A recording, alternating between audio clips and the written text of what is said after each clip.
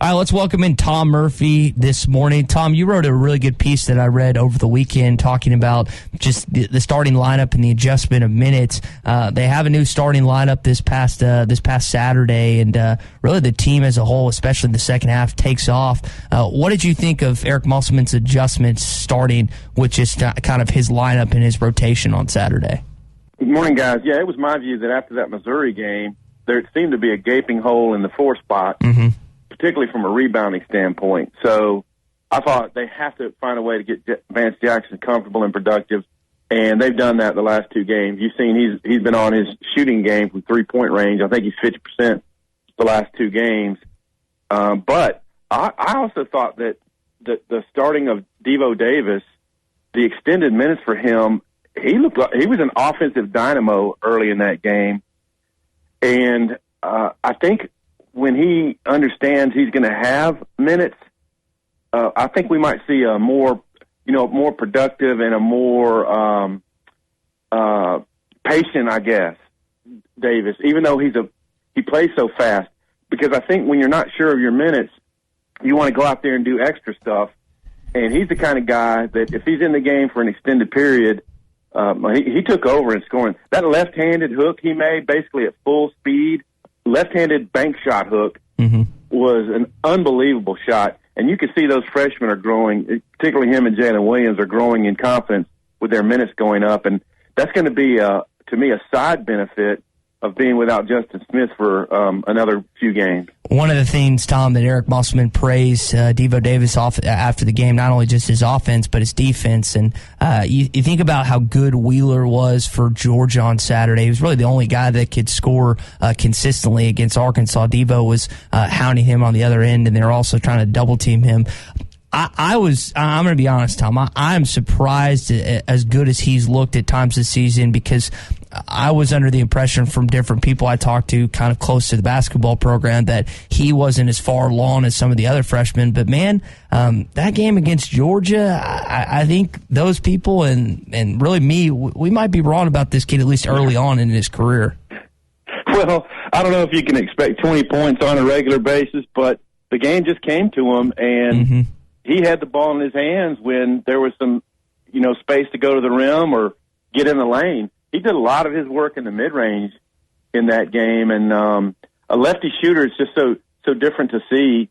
And I don't know, there's some spark about him, and I do like the way that Eric Musselman talked about how on a game-to-game basis they really look at matchups.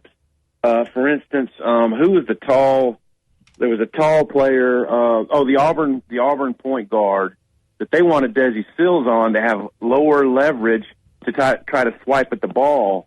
They really hounded that kid, and I forget his name, touted freshman Powell, I think is his name. And so on a game-to-game basis, how they deploy Tate and how they deploy, Devo and Desi and Moses, their guards, is going to be fascinating to watch, starting with LSU this week. Yeah, obviously a big week. You got 2 road games, LSU and Alabama. Alabama has to take on Kentucky before they see Arkansas on Saturday, but Arkansas has got a tough LSU team that's 8-2. Tom, this is it's a tough week where you feel like if you could split somehow, you'd be ahead of the game. I think so. I mean, Eric Musselman talked about that opening stretch, Auburn, Missouri, Tennessee being tough. Well, this one's really tough. When I look at LSU, I see a team that often plays at the level of its opponent. They play a tough game, then, they're in it. They play Kentucky on the road or something like that. They're in the game. But then, they were the team that I believe was unbeaten last year, 10-0, and was the first team to lose to Vanderbilt. So, Arkansas and LSU have fantastic games typically, and I don't expect this one will be any different. A lot of the same cast of characters, Smart and Days and Warford, a very talented team, and of course then the newcomer Thomas. Yeah, Cameron Thomas, scoring dynamo. So who they put on him, and I'm sure they're going to mix it up, is going to be very fascinating. And then of course the Bama game, and these are both road games. Yeah, I would say a split would be a good deal. Yeah, late game on Wednesday night. Yeah, that's Wednesday night, 8 o'clock for that start at LSU. You mentioned Cameron Thomas. He's averaging over 22 points per ball game, and Darius Day's 8 rebounds a game. This is a matchup nightmare right now that I'm sure is a tough equation for Musselman and his staff to figure out. I think so. I mean, they got height at a bunch of different – they got height at guard. I mean, Smart's a tough guard. Mm-hmm. And Thomas, I have not seen a lot of LSU, so I'm not sure – how he's scoring. I'm sure he's very dynamic and talented and athletic. So, yeah, you're right. I'm sure they've gone into overdrive over the weekend to figure out how they're going to deploy their dudes against LSU. And then you turn around against Bama, and you got a dynamic three-point shooting team. You got tall guards in that game. So Arkansas's depth and the freshmen are going to have to their level of play is going to have to be at or above what they've been playing the last couple of games to have a shot in these 2 games. Tom Murphy with us here on the Morning Rush. Tom, when you look at what Jalen Williams is, I said in the offseason that I thought he was eventually going to take Connor Vanover's minutes and get more of those. Based on how he's played, based on how he's less of a defensive liability, I think, at times. Do you think Jalen Williams has earned the right for more playing time this season? Yeah, I do, because like I was saying before, the longer he's in the game, I think the more comfortable you feel. He's a charge drawer, he's a rebounder, and he gave them some offense too. I mean, he had a little mid-range jumper, and he can get to the rim. That's why now we're seeing why this class was so highly regarded, because they do have. I mean, they don't play timid when they're out there, and that's a great quality for them. Now, as far as Vanover's minutes, the guy Kamara was shooting threes on him early in the game, and he wasn't getting out there to close out. Obviously not the fastest of foot speed for Connor, but he does bring you some assets, and cleaning up around the basket has been one of those, and his three-point shooting. He did have the horrendous three-point shooting game against Missouri, but, so did Desi. So I don't know how his minutes get deployed in the coming games. The rest of the season is going to be on a game-by-game basis for sure with Connor, because he does bring you some value. And I think when Desi Sills finds his groove again, it looked like he was kind of back at it a little bit. I like it when he drives hard to the hole. To me, that's his game. And then he combines that with three-point shooting, and then he's a dangerous player. Tom, let's shift the conversation to the game tonight between Ohio State and Alabama. A lot of matchup that are going to be fun to watch, not just the quarterback with Matt Jones, Justin Fields, the coaching with Ryan Day and Nick Saban, but there are places all over the field that are going to be just 5-star, 4-stars going head-to-head. Who wins the national championship tonight? Well, I think Alabama does, and the question being, will they cover or not? And I think it's around 8 points or so, which goes to show you that Ohio State gained a lot of respect after the way they wiped out Clemson, and they really did. Justin Fields' health, to me, is an issue, because if his ribs are hurting, you don't want to run him a whole lot because suddenly he could be out of the game. Alabama just presents such a difficult matchup for defenses right now because they have speed with Smith and Mechie on the other side, and if those guys take away your safeties and pull guys deep, then they hit you with Forrestall over the middle and short and swing passes to Najee Harris. And Mac Jones in that offense is so patient. They'll just take what's there for him.